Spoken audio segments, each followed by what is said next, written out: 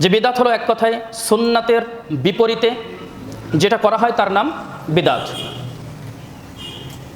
বিদাত একটি আরবি শব্দ যা আল বিদউ থেকে এসেছে, বা দাল এবং আইন এর মূল ধাতু, যার আবিধানিক অর্থ হচ্ছে নব আবিষ্কার, নতুন উদ্ভাবন, পূর্বের কিছু দৃষ্টান্ত ছাড়াই নতুন কিছু সৃষ্টি করা, তৈরি করা।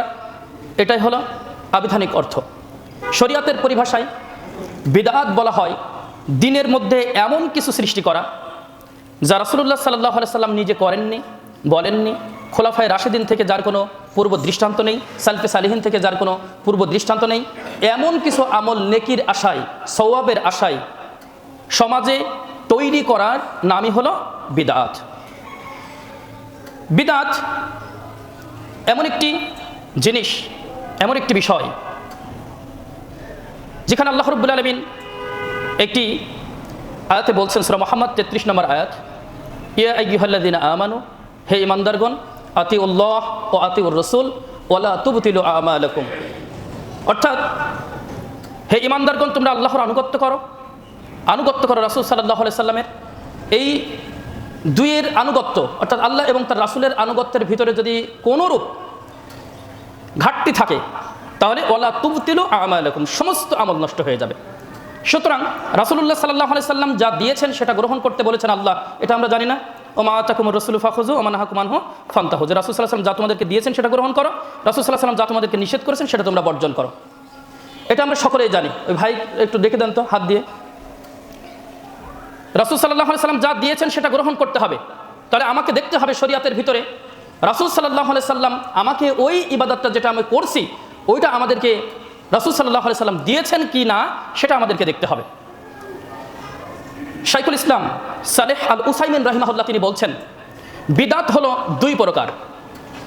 সালেহ বিন উসাইমিন রাহিমাহুল্লাহ তিনি বলছেন কি বিদআত কত প্রকার? দুই প্রকার। এক নম্বর হলো পার্থিব বিষয়ের ক্ষেত্রে বিদআত, আরেক নম্বর হলো দ্বীনের ক্ষেত্রে বিদআত। অর্থাৎ এক নম্বর হচ্ছে পার্থিব অর্থাৎ দুনিয়াবি ক্ষেত্রে বিদআত, একটা হচ্ছে দ্বীনের ক্ষেত্রে বিদআত। এই পার্থিব বিষয়ের ক্ষেত্রে যে বিদআতের কথা বলা হয়েছে উনি ব্যাখ্যা করেছেন যে এর মূলনীতি হলো আদ-দুনিয়া আল ইবাহা, আদ-দুনিয়া আল ইবাহা। অর্থাৎ এর মূলনীতি হলো যে দুনিয়াবি ক্ষেত্রে, এই পার্থিব জগতের ক্ষেত্রে যেগুলি সামাজিক প্রয়োজনের ক্ষেত্রে তৈরি করা হয়, মানুষের প্রয়োজনে যেগুলি তৈরি করা হয় নতুনভাবে, এর মূলনীতি হলো এই যে এইটা বৈধ, এটা হালাল। যেমন এই রাস্তা মানুষের প্রয়োজনে তৈরি করা হয়েছে, পাকা রাস্তা, এটা রাসূল সাল্লাল্লাহু আলাইহি সাল্লামের সময় যুগে ছিল না। যেমন এই ফ্যানগুলি রাসূল সাল্লাল্লাহু আলাইহি সাল্লামের সময় ছিল না, কিন্তু এটা কি হয়েছে মানুষের প্রয়োজনে, আমাদের প্রয়োজনে, সামাজিক প্রয়োজনে এটা তৈরি করা হয়েছে। যেমন লাইটগুলো রাসূল সাল্লাল্লাহু আলাইহি সাল্লামের সময় এরকম ছিল না, তাহলে এইটা আমাদের তৈরি করা হয়েছে এই পার্থিব জগতের জন্য, দুনিয়াবি জগতের জন্য। এরোপ্লেন তৈরি করা হয়েছে পার্থিব জগতের জন্য, মোবাইল ফোন তৈরি করা হয়েছে পার্থিব জগতের জন্য। তাহলে এই পার্থিব জগতের জন্য যা কিছু তৈরি করা হবে সেটা বৈধ। শাইখ আল উসাইমিন রাহিমাহুল্লাহ তিনি এ কথা বলেন।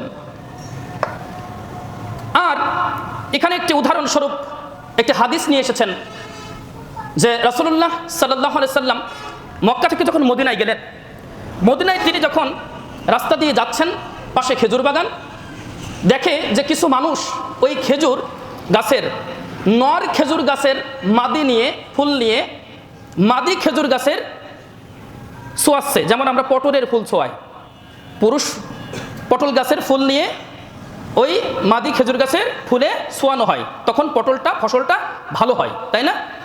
ঠিক এমনিভাবে রাসূল সাল্লাল্লাহু আলাইহি সাল্লাম দেখলেন যে ওখানে খেজুর গাছে এটা করছে। এটা যখন দেখছেন রাসূল সাল্লাল্লাহু আলাইহি সাল্লামের একটু খারাপ লাগলো।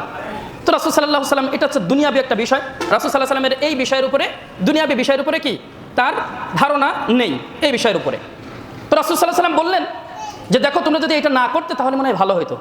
কিন্তু এটা পরের বছর গিয়ে দেখা গেল যে খেজুরের ওই ফলনটা কমে গেল।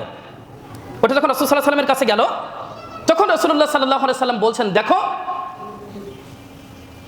আনা বাশারুম মিসলুকুম, আমি তোমাদের মতো একজন মানুষ।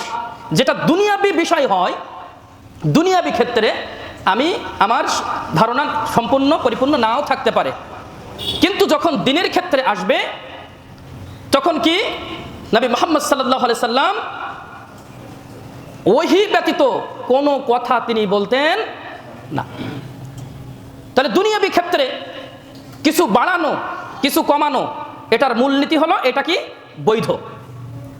কিন্তু দিনের ক্ষেত্রে যদি কেউ বাড়ায় তাহলে ওইটার নাম হবে কি বিদআত।